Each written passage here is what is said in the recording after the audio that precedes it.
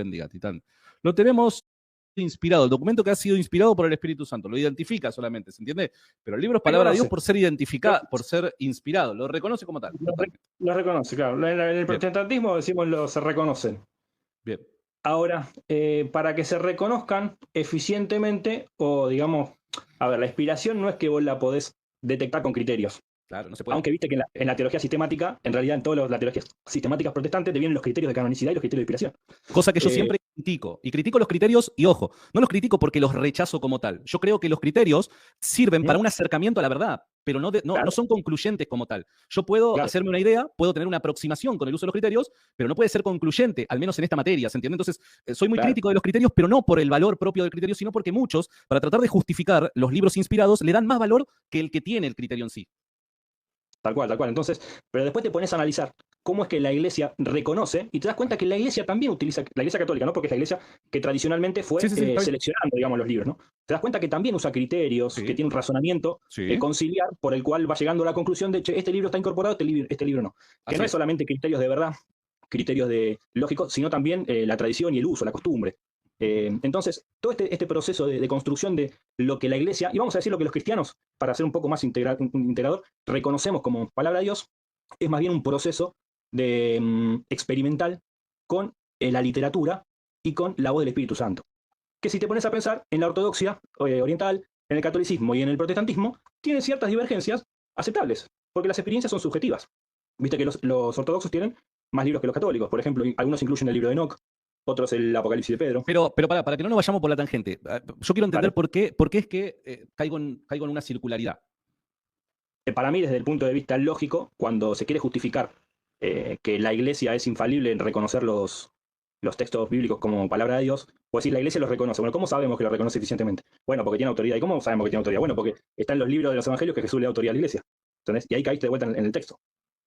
¿Y cuál sería el problema de caer en el texto? Que no cierra lógicamente el argumento. No. Ahí me parece que vos estás cayendo en un problema. ¿Por qué? El texto yo lo puedo emplear para conocer cosas que el texto me informa. Yo para lo que necesito a la iglesia es para reconocer el texto como inspirado por Dios. ¿Se entiende? Yo necesito a la iglesia para reconocer... No necesariamente. Ok, bueno, pero pará, yo te planteo cuál es la lógica con la que abordo el tema. Yo para reconocer que el texto es inspirado por Dios necesito a la iglesia. ¿Está bien? O para asegurar de que esto es verdad, de que tal documento es inspirado por el Espíritu Santo. Bien. Pero yo no necesito creer que el texto es inspirado por Dios para creer que el texto me comunica verdad en cuanto a el ministerio público de Jesús. Yo no necesito que la iglesia me diga con autoridad, a través de la asistencia del Espíritu Santo, que me diga el Evangelio de Mateo es palabra de Dios, para yo creer y tener buenas razones, para creer que en el Evangelio de Mateo encuentro información veraz respecto al ministerio público de Jesús de Nazaret. ¿Se entiende? Entonces no caigo en circularidad, porque yo caería en circularidad. No entendí la primera razón y la segunda. Yo caería en circularidad si al apelar a la Biblia, apelar a ella como palabra de Dios. Claro, sería una circularidad porque justamente lo que estoy tratando de averiguar, si el documento eso no es inspirado y para eso necesito a la iglesia. Caería en circularidad si yo al apelar al documento apelo a él como palabra de Dios. Pero yo no estoy apelando a él como palabra de Dios, porque es justamente lo que estoy tratando de descubrir. Entonces no es circularidad. Claro, entonces vos en primera instancia llegás al documento como un documento histórico. Exacto. Y en segunda instancia, vos lo que haces es decir, bueno, como en la historia se dice que Jesús le da autoridad a la iglesia, que eso entendemos que es un hecho de la realidad, por esa razón, entonces la iglesia tiene autoridad para decir que estos son los textos que son palabra de Dios. Así bien súper básico explicado sería, es por ese camino. Bueno, yo no estaría entendiendo cómo se conecta una cosa con la otra en primera instancia. Okay. Eso como primera instancia, porque por ejemplo, Jesús le puede dar autoridad a la iglesia, pero la iglesia se puede equivocar. ¿Entendés? Ahí entramos en la infalibilidad, después lo vemos. Pero también tenés el problema de que aunque vos justifiques la autoridad de la iglesia en el texto, si solamente hablamos de la verdad, vos tenés que demostrar primero que es verdad lo que está en el texto. Sí. Entonces tenés dos problemas. Tenés el problema de que una cosa no se sigue con la otra por el tema de la autoridad y el problema de verificar la verdad histórica. Ok, bien. Vamos a plantearlo de esta manera. Vamos a tratar de... Un día tengo que hacer un PowerPoint con una línea cronológica que avance en este proceso del hombre que va conociendo el Evangelio, que va conociendo y abrazando el cristianismo, ¿no? El hombre llega al caso del cristianismo, no presuponiendo que Jesús es Dios, no presuponiendo que la Biblia es palabra de Dios, el hombre conoce el caso. ¿Cuál es la puerta de entrada al cristianismo para ser parte de esta comunidad naciente cristiana? ¿Cuál es la puerta de entrada? La puerta de entrada es el Jesús histórico.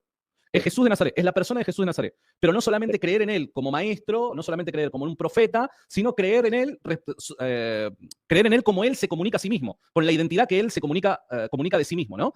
Entonces, para que esto sea verdad, el caso de la resurrección es clave. La resurrección de Jesús es el sello que garantiza de que el ministerio público de Jesús, todo lo que dijo y todo lo que hizo, está respaldado por el Dios de los judíos, el creador de los cielos y la tierra. ¿Me seguís hasta acá? Sí, sí. Bien. Entonces, alguien para ser cristiano no necesita creer que la Biblia es palabra de Dios. Alguien para ser cristiano necesita creer que Jesús resucitó entre los muertos y aceptar aquella afirmación que hizo Pedro. Tú eres el Cristo, el Hijo del Dios viviente. No necesitó otra cosa, ¿se entiende? Entonces, la resurrección es la clave. Es aquella que nos abre la entrada a lo que es la iglesia. Una vez de que yo acepto quién es Cristo por estas razones, Cristo asciende a los cielos. ¿Qué me queda a mí acá? Cristo me ha dejado algo acá para seguir siendo fiel a sus enseñanzas y demás. Ahí irremediablemente me voy al caso de la iglesia. El caso de la iglesia es anterior al caso de las escrituras, porque es la iglesia la que me comunica las escrituras. Entonces, primero el caso de la iglesia. ¿Qué es la iglesia? ¿Qué fue lo que Jesús dijo respecto a la iglesia? ¿Qué características tiene la iglesia? ¿Qué es lo que Jesús me dice acerca de la iglesia? Y Jesús dijo muchas cosas acerca de la iglesia. Entre varias que dijo, Jesús le promete a estos ministros legítimamente ordenados, que son sus apóstoles, les promete que el Espíritu Santo los guiará a toda verdad. Les promete de que ha de estar con ellos, con la iglesia, pero le está haciendo la promesa a este magisterio naciente, le está haciendo la promesa que él estaría con ellos hasta el fin del mundo. Por ende, hay un magisterio, hay un cuerpo docente de la iglesia que ha de permanecer fiel en las enseñanzas de Jesús hasta que él regrese. Eso solamente se puede conseguir si la iglesia no se corrompe en cuanto a lo que enseña, en cuanto a lo que cree, en cuanto a lo que predica. Porque si no, no se podría cumplir la promesa de Jesús. Dado que yo ya resolví quién es Jesús, yo creo que las promesas de Jesús necesariamente deben cumplirse. Por ende, claro, esta iglesia fundada por él, más allá de los problemas que atravesará, que Jesús dijo que iba a atravesar, esta iglesia permanecería fiel hasta el regreso de Cristo. Entonces, no se puede corromper esta iglesia. ¿Por qué? Porque además es asistida por el Espíritu Santo guiándola a toda verdad. Y por último, y con todo esto yo no apelé a la Biblia como palabra de Dios, apelé a la Biblia como documentos históricos que me comunican fielmente el ministerio público de Jesús de Nazaret. Bien, no solamente tengo esto, sino también tengo el comportamiento de los primeros cristianos. ¿Cómo se comportaron los primeros cristianos? Es fundamental porque fueron aquellos que tuvieron un contacto directo con Jesús. Sí, te escucho.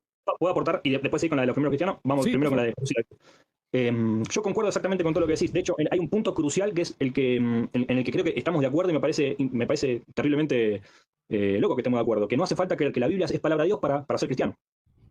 Es muy loco eso. Porque para comenzar a ser cristiano, claro. Porque cualquier cristiano tradicional o cristiano muy fundamentalista te va a decir, no, ¿cómo vas a decir eso? Etcétera. Bueno, pero los primeros cristianos no tenían la Biblia, esa es la realidad. Sí tenían la tradición oral, etcétera, la palabra viva. No eran sola escritura. No eran sola escritura. Claro. Entonces, ese es el punto crucial. Ahora, cuando Jesús dice, el Espíritu Santo los va a guiar a toda la verdad, no está diciendo que van a llegar ustedes a toda la verdad. Lo que está diciendo es que hay un acompañamiento, un influjo, una inspiración en el creyente, en la iglesia, para que se incline hacia la verdad, para que la busque, para una ayuda, digamos. No está garantizando que todo lo que la iglesia va a concluir conciliarmente vaya a ser verdad. Lo que está diciendo es que acá hay un apoyo, muchachos, ustedes no están solos. El Espíritu Santo los va a guiar. Y después dice, las puertas, no sé si es el mismo texto al que estás refiriendo vos, las puertas del Hades no prevalecerán contra ella. Lo que está queriendo decir no necesariamente es, la iglesia va a ser la misma siempre. Lo que está queriendo decir es que las fuerzas del mal, es decir, el pecado, que es el principal punto, ¿no? Porque a veces nos vamos muy por la teología, ¿viste? Como que el mal es el liberalismo, el mal es la ideología de género, el mal es, bueno, hay cosas que podemos decir, bueno, acá hay una pizca de mal, acá hay una pizca de verdad, de mentira, etcétera, ¿no? Pero lo que está queriendo decir es que el mal en términos existenciales, si querés identificarlo con el diablo, con los demonios, lo que vos quieras, el pecado, etcétera, no va a prevalecer sobre la iglesia. Es que, como decís vos, la iglesia va a persistir en el tiempo, y eso está bien, pero hay varias cosas que acá no se desprenden en el texto. Primero, que siempre vamos a tener toda la verdad, porque el texto lo dice, en todas las cosas, y segundo, que la iglesia es inmutable, ¿entendés? O que la teología es inmutable. Ninguna de las dos cosas que me parece que vos estás suponiendo que el texto dice, lo dice el texto. Ok, bien. Te hago una consulta. ¿Estamos de acuerdo con que Cristo prometió que hay una iglesia fiel a sus enseñanzas hasta su regreso, verdad? Te digo más, esta promesa que hace Jesús, vamos de vuelta con esta promesa, no es algo que Jesús inventa o tiene por revelación que va a suceder en el futuro.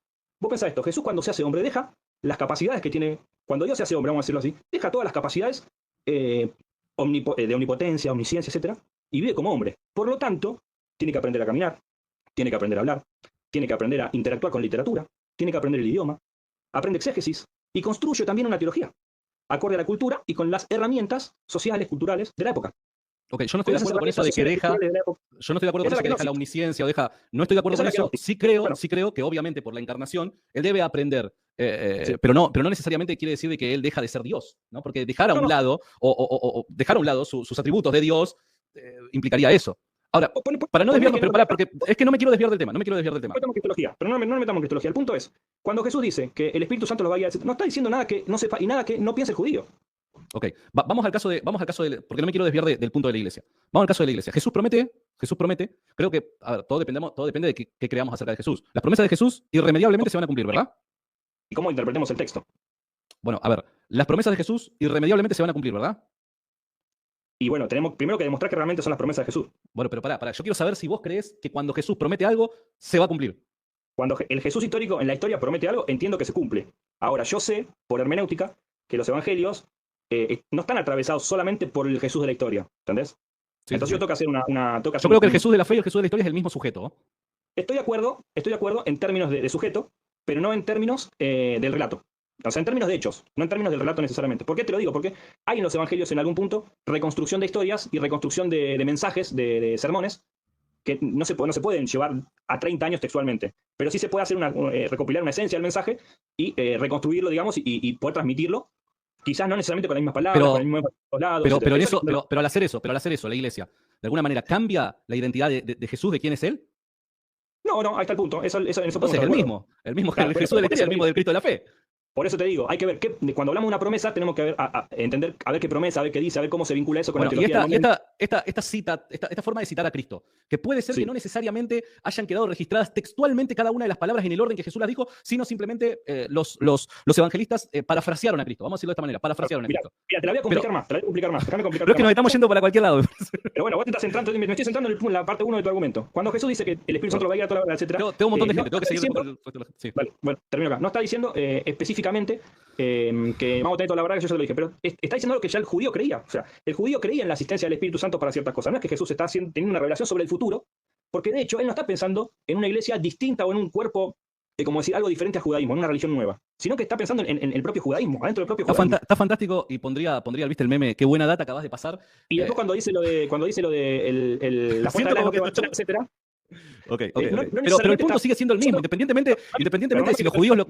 Déjame terminar de cerrarlo. Dale. Vos cuando decís la puerta del año no prevalecerá en contra de ella, estás pensando en la iglesia católica moderna, ¿entendés? Pero Jesús no está diciendo eso. Jesús está en la historia en un momento determinado hablando de judaísmo, básicamente. Entonces está mal aplicado el texto, en principio. Lo que no quita que vos puedas sacar una esencia del texto donde decís el bien va a triunfar sobre el mal, los cristianos estamos parados en el camino del bien y esto va a perseverar hasta el fin. De ahí a utilizar todo este texto para decir que la iglesia católica es la que persevera sobre las demás iglesias, la que tiene la verdad, es descontextualisar.